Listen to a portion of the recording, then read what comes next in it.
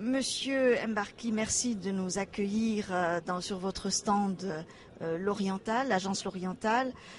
Vous dirigez cette agence. Pouvez-vous nous dire en quelques mots ce qu'est cette agence L'Oriental et depuis quand elle existe?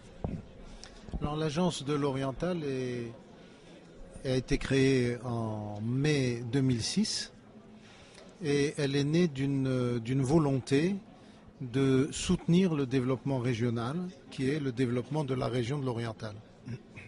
Alors, je pense que ce serait bien peut-être de vous parler de la région et puis ensuite d'enchaîner sur l'agence de l'Oriental pour comprendre un peu le lien qui existe entre l'une et l'autre de ces entités.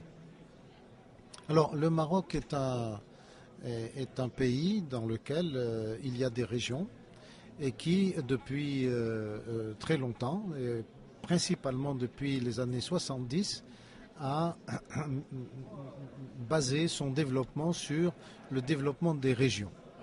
Donc nous avons eu une charte de développement communal qui a créé, ensuite qui a été évoluée et qui a institué la région en tant que collectivité, comme elle existe actuellement en France. Donc nous avons 16 régions aujourd'hui, parmi lesquelles la région de l'Oriental, qui est une région qui s'étend sur une superficie importante, à peu près 83 000 km². Donc c'est à l'échelle d'un petit pays du bassin méditerranéen, parce qu'il y a beaucoup de petits pays autour du bassin méditerranéen, donc c'est une superficie importante. C'est une région qui a une façade maritime de 200 km et une profondeur d'à peu près 600 km le long de la frontière avec notre voisin algérien. Donc une région vaste qui a une façade méditerranéenne, donc ouverte sur l'espace euro-méditerranéen et une profondeur qui lui fait atteindre pratiquement le début du désert, avec une oasis prestigieuse, celle dont a parlé Léon l'Africain, celle qui fait penser à Palmyre, celle qui fait penser à Tombouctou, parce qu'elle avait des relations avec le sud, c'est l'oasis de Figuig, qui est une oasis magnifique, très respectueuse de l'environnement, comme le sont toutes les oasis, et qui permet à la région de passer en 600 km, un peu moins de 600 km, 550 km, du balnéaire au désert, en traversant des montagnes, en passant par la capitale régionale qui est une capitale qui est millénaire. Voilà. Alors l'Oriental, c'est ça. L'agence de l'Oriental est née d'une volonté de développer cette région. Et elle est née dans le sillage d'une grande décision stratégique, très grande décision stratégique, que nous appelons l'initiative royale de développement de la région de l'Oriental. Cette initiative est née d'un discours fondateur, qui est le discours du 18 mars 2003, et qui est en même temps une feuille de route sur ce que doit être le développement régional. C'est un exercice d'intelligence économique régionale. C'est une véritable leçon de gouvernance du développement régional. C'est une véritable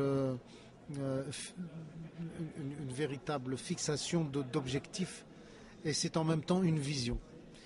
Donc ce discours pour nous est un discours extrêmement important parce qu'il a mis tout le monde d'accord, que ce soit les autorités locales, les élus, la société civile, les milieux économiques. Tout le monde a considéré que ce discours était vraiment une feuille de route.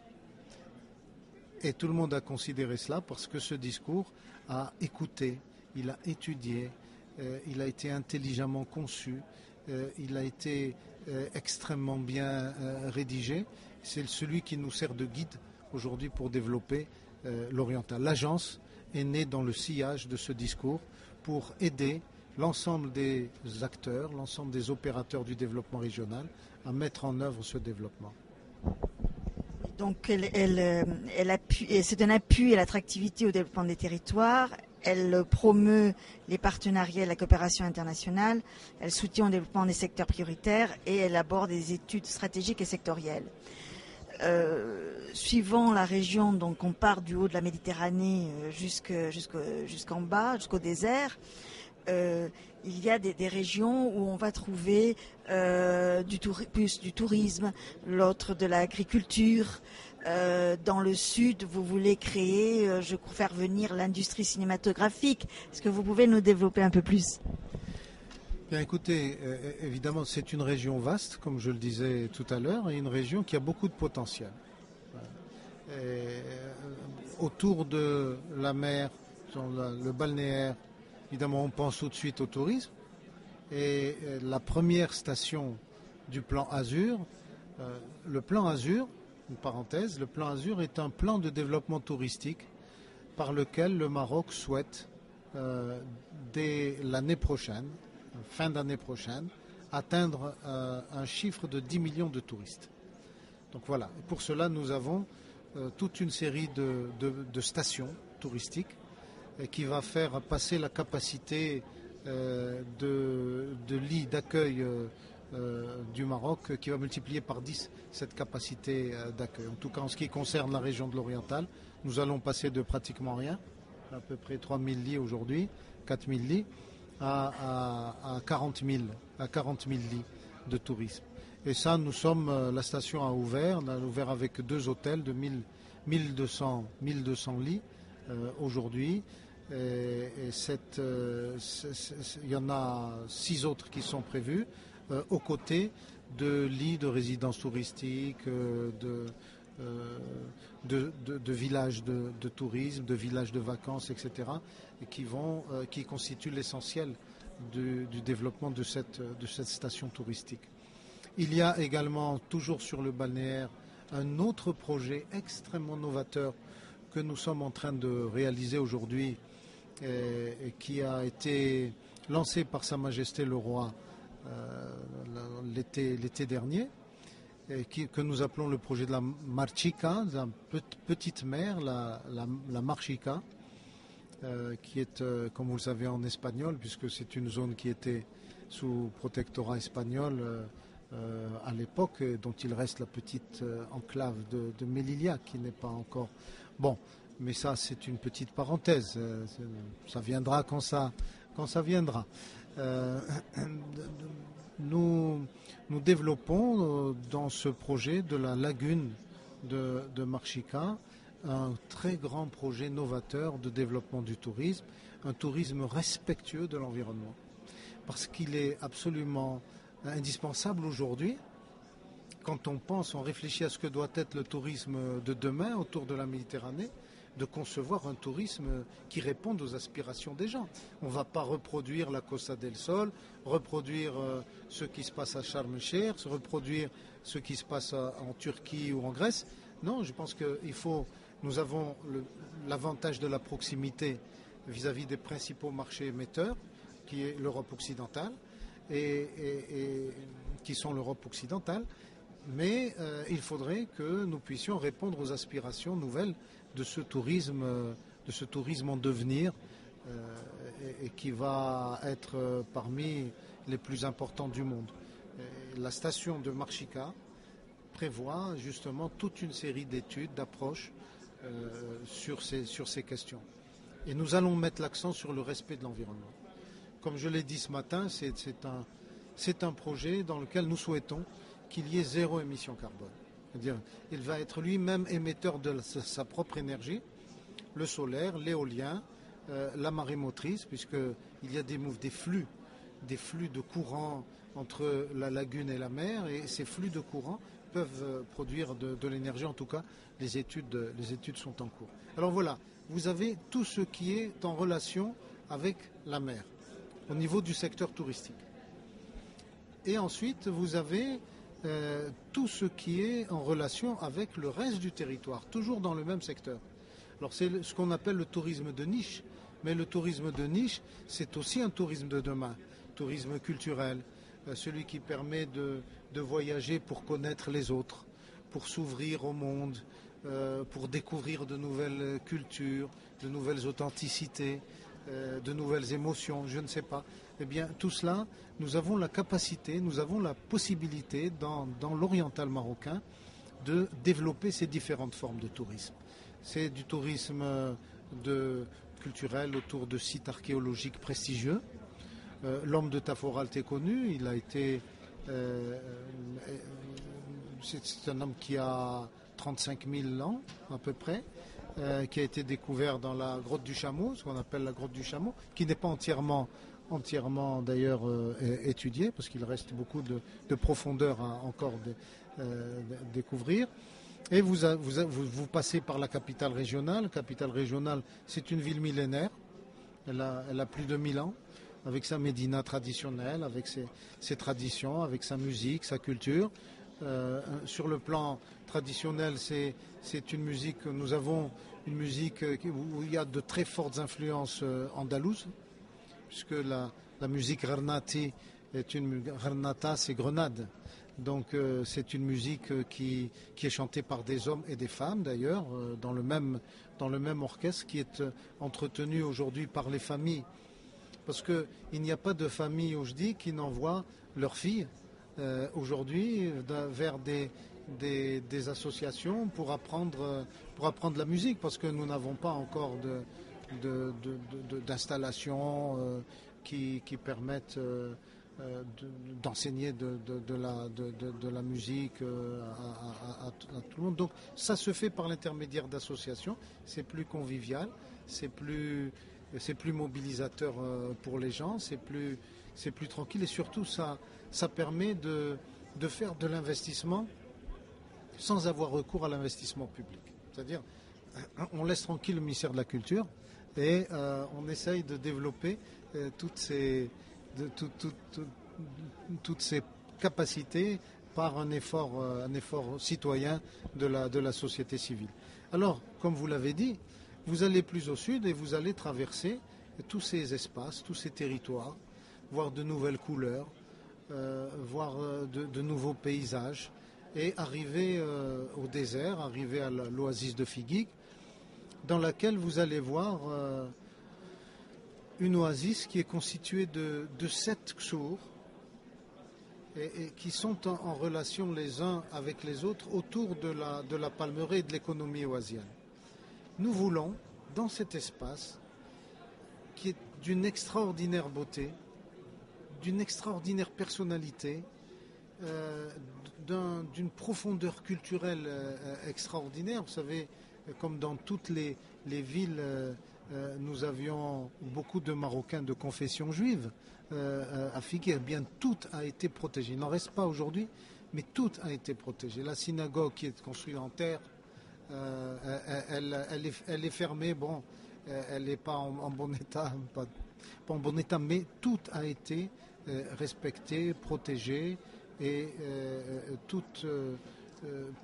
y compris parmi des objets très précieux qui ont été découverts par des délégations qui sont venues, nous ont refusé de toucher tant que toutes les institutions responsables du culte juif marocain ne soient averties. Et vous avez un tellement beau paysage que nous avons pensé, pas uniquement nous, mais beaucoup de professionnels, ont pensé qu'il était peut-être extrêmement intéressant de prévoir des ateliers ou des studios de tournage de films dans l'oasis de Figuig. Avec le film, il y a les sports mécaniques et il y a toutes les randonnées dans le désert, dans la montagne, etc. Tout ça est en train de se développer dans le sud.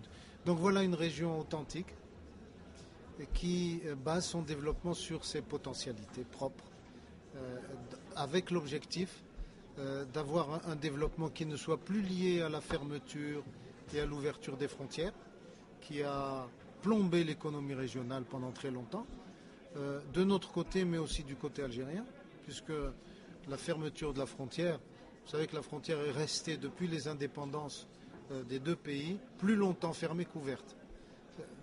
Bon, c'est anormal. Et quand on disait à l'époque c'est anormal, aujourd'hui on doit dire c'est anachronique. Parce qu'il n'y a aucun pays dans le monde aujourd'hui dans lequel il y a une fermeture de la frontière terrestre où ne passent pas les hommes ni les marchandises. On sait très bien qu'elles passent. Mais tout cela, ça favorise le développement de réseaux. Et ces réseaux ne peuvent être à terme que des réseaux mafieux. Et par conséquent, nous estimons, nous au Maroc, que cette fermeture est préjudiciable aux deux pays. En tout cas, elle nous fait perdre 1 point de PIB, 1 point à 1,5 point de PIB pour nous et 1 point à 1,5 point de PIB pour nos amis et frères algériens. Donc voilà, c'est la raison pour laquelle il y a eu ces appels de la plus haute autorité, Sa Majesté le Roi lui-même, dans le discours du trône, à souhaiter l'ouverture des frontières. Je pense que c'est une attitude sage que d'envisager cette ouverture des frontières. Mais en attendant, nous ne restons pas les bras croisés. En attendant, nous nous développons. Et aujourd'hui, la fermeture des frontières n'est plus une entrave au développement. C'est un problème humanitaire. Pour les familles qui, de part et d'autre, doivent faire 3000 km alors qu'elles sont à 5 km les unes des autres. Voilà. Bien, donc ouverture, développement responsable, Oui. une agriculture bio. Oui. Parce que vous n'en avez pas parlé, mais au milieu, donc vous êtes en train de développer toute une agriculture bio. Le respect de ce qui s'est passé autrefois, car c'est vrai que nous étions quand même deux communautés très proches qui, en son temps, communiquaient beaucoup. Si on revient du temps d'Averroès, il était très très proche de l'autre communauté et ils apportaient énormément de choses, non seulement au Maroc, mais aussi en Espagne. Parce que quand vous parlez de la musique andalouse, en ce temps, elle a été influencée par la musique du Maghreb. Tout à fait. Non, tout à fait. Évidemment, j'ai parlé de ce secteur du tourisme, mais il y a les autres secteurs, tous les autres secteurs qui sont en train de se développer. Le secteur industriel. Le secteur industriel, d'abord avec le développement des énergies renouvelables, des industries propres. Nous avons trois grandes zones industrielles aujourd'hui. La technopole d'Oujda, qui est basée sur le développement des énergies propres, des industries propres. Nous appelons ça des clean parks, les industries propres et avec orientation sur le développement de toutes les industries liées aux énergies renouvelables. Donc l'oriental va être chez nous une base de développement des énergies renouvelables, avec la station thermosolaire qui est déjà construite, à cycle combiné gaz et solaire, énergie solaire. Mais nous avons aussi l'agroparc de Berkane qui est en rapport avec la richesse du secteur agricole. Tout le monde connaît les navelles de Berkane, tout le monde connaît les clémentines de Berkane. Ce sont des clémentines au goût irremplaçable, inédits, qui ont une réputation extraordinaire en Europe, puisque tout est exporté. Et nous avons une zone industrielle de nouvelle génération à Selouane. Donc, développement de l'industrie, développement de l'agriculture, développement du secteur tertiaire, celui des nouvelles technologies, développement du secteur de la logistique et conception de nouveaux projets, mais ce sont des projets qui appartiennent à l'économie mondialisée et qui placent le Maroc dans l'espace économique de l'économie mondialisée. C'est le nouveau port de Nador Westmed dont vous venez de parler et qui lui sera un port de transit, de stockage, d'exploitation des matières premières en particulier. le pétrole et le gaz, qui est redistribué ensuite sur l'Europe, mais pas uniquement que le pétrole et le gaz, il y aura toutes les autres matières premières qui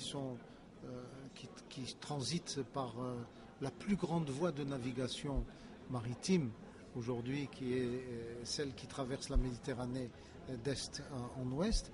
Et autour de cela, eh bien, nous aurons l'installation d'une zone d'activité industrielle, d'une zone d'activité commerciale, d'une zone d'activité dédiée aux nouvelles technologies, à la logistique. Tout cela va créer un nouveau complexe industrialo-commercial autour de ce fameux port de Nador West Med. Comment tous ces projets sont financés? C'est l'État, ce sont des investissements extérieurs? Alors, c'est une question importante. Et c'est une question où la réponse est très simple. Nous ne faisons pas de projets non rentables. Donc, avant d'annoncer un projet et de lancer un projet, on épuise toutes les études, et notamment les études de financement. À partir du moment où vous amenez un projet dans lequel vous démontrez qu'il est rentable, que sa rentabilité interne est assurée, que les délais sont pratiquement fixés de façon contractuelle, que le process technique est étudié avec précision. Bien, c'est comme un projet privé. À partir du moment où vous avez un excellent projet, vous trouvez le financement. Et le financement, c'est un financement qui est basé sur un partenariat public-privé. Le partenariat privé, c'est un partenariat qui est surtout basé sur le financement des institutions financières internationales, les banques à caractéristiques bancaires. Le financement national, c'est un financement qui appartient soit au budget de l'État, une participation directe du budget de l'État, ou bien une participation du fonds Hassan de développement, qui est un fonds d'investissement public, ou bien qui est un financement tout à fait naturel des banques privées marocaines qui considèrent que le projet est rentable et qui veulent gagner à travers leur investissement dans ce type de projet. Donc, le financement, nous ne faisons pas de projets qui ne soient pas rentables, y compris au niveau des infrastructures. Je veux dire, à partir du moment où vous dites, nous allons construire une autoroute. L'autoroute n'est pas construite par l'État, elle est construite par un établissement public. L'établissement public, il s'endette. Donc il a des prêts de la BEI, il a des prêts de fonds de développement économique et social, le FADES, il a des prêts du fonds de la Banque africaine, il a des prêts de bancaires. Bon, il s'endette et il construit l'autoroute. Mais il a évidemment un business plan, il a des équilibres à maintenir et il ne lance le projet que quand il est sûr d'avoir le financement et quand il est sûr que ce projet va contribuer à l'amélioration de ses équilibres financiers. Voilà, c'est simple. Alors, il y a d'autres projets qui sont plus problématiques, qui nécessitent un peu plus d'études. Eh bien, ceux-ci ne sont pas annoncés. Mais quand on annonce le TGV, par exemple, eh bien, on est en train de faire des études de rentabilité du TGV. Et les études de rentabilité du TGV, eh bien, nous verrons quelles sont les tranches à lancer, comment les lancer dans le détail. Est-ce que ceci va se faire par de l'investissement public? Est-ce que ceci va se faire par un partenariat avec des entreprises publiques internationales, avec des spécialistes? Nous sommes en très grande discussion aujourd'hui avec la France. Je ne suis pas dans l'intimité de ce dossier, je ne le suis pas. L'agence de l'Oriental n'est pas concernée puisque la ligne va le relier Tanger à Casablanca. Donc, mais je sais que tous les cadres qui suivent ça le suivent avec beaucoup d'attention et je suis sûr que ce sera un projet qui sera non seulement prestigieux pour le Maroc, qui sera non seulement un projet symbolique au niveau de de l'augmentation de la proximité entre l'Europe et l'Afrique, entre l'Europe et le Maroc, mais qui sera un projet aussi extrêmement rentable. Voilà. Merci beaucoup.